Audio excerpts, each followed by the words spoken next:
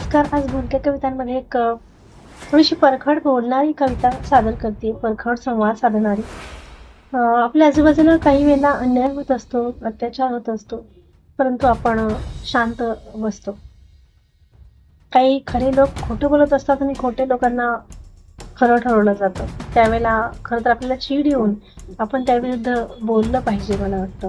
आणि त्याविरुद्ध बोलून आपण जर कोणाला त्या माध्यमातून मदत केली, सहकार्य जर केलं, तर मला वाटतं नक्कीच ते एक पुण्यकर्मापेक्षाही एक चांगलं काम असणार आहे आणि ते आपल्या पुण्याच्या खात्यात नक्कीच जमा होईल.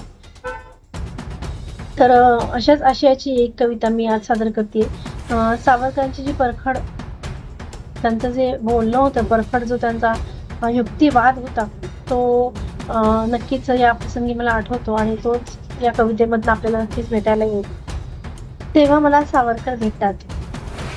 अन्यायाचा राग येतो, सडेतोड उत्तर द्यावे वाटते. अन्यायाचा राग येतो, सडेतोड उत्तर द्यावे वाटते. प्रामाणिक व्यक्तीसोबत राहावेसे वाटते. तेव्हा मला सावरकर भेटतात. खऱ्याला खरे म्हणावेसे वाटते, खोट्याला गोटा द्यावासा वाटतो. खऱ्याला खरे म्हणावेसे वाटते, खोट्याला गोटा द्यावासा वाटतो.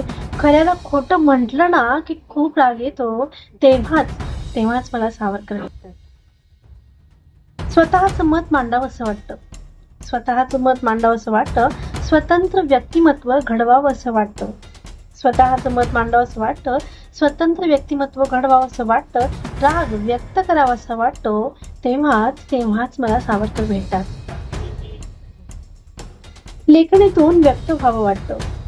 लेखणीतून व्यक्त व्हावं वाटतं. सर्वांना लीड करावंसं वाटतं. लेखणीतून व्यक्त व्हावंसं वाटतं. सर्वांना लीड करावंसं वाटतं. वाईटाचा खूप राग येतो.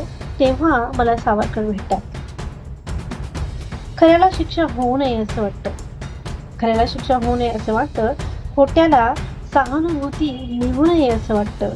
खोट्याला सहानुभूती मिळू नये असं वाटतं. खोट्याला धडा शिकवावासा वाटतो. तेव्हाच मला सावरकर भेटतात. खरं नेहमी जिंकावंसं वाटतं. खरं नेहमी जिंकावंसं वाटतं. खोटं नेहमी हरावंसं वाटतं. खरं नेहमी जिंकावंसं वाटतं. खोटं नेहमी हरावंसं वाटतं. पण खऱ्यासोबत ठामपणा हवा वाटतो. तेव्हाच मला सावरकर भेटतात.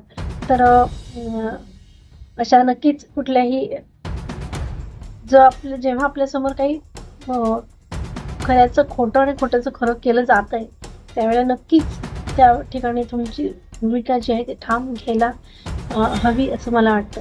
अर्थात याबद्दल सगळ्यांची दुमत असू शकतात, वेगळी मतं असू शकतात. I respect all that opinions. पण तरीही अशा वेळेला नक्कीच आपलं मत त्यावेळेलाच ठामपणे मांडलं तर कोणाला तरी नक्कीच मदत होऊ शकते, सहकार्य होऊ शकतं. आणि अशा प्रसंगी नक्कीच स्वातंत्र्यवीर सावरकरांची आठवण झाल्याशिवाय राहत नाही. तर त्यांना नेक्स्ट मंथमध्ये आपण त्यांचं स्मरण करणारच आहोत. पण ह्या कवितेतनं देखील मी त्यांचं स्मरण करण्याचा एक छोटासा प्रयत्न केलेला आहे. नक्कीच बोलक्या कवितांमधल्या संवाद साधणाऱ्या कविता आपण पुन्हा ऐकूयात पुढील भागामध्ये. तोपर्यंत बाय. थँक्यू.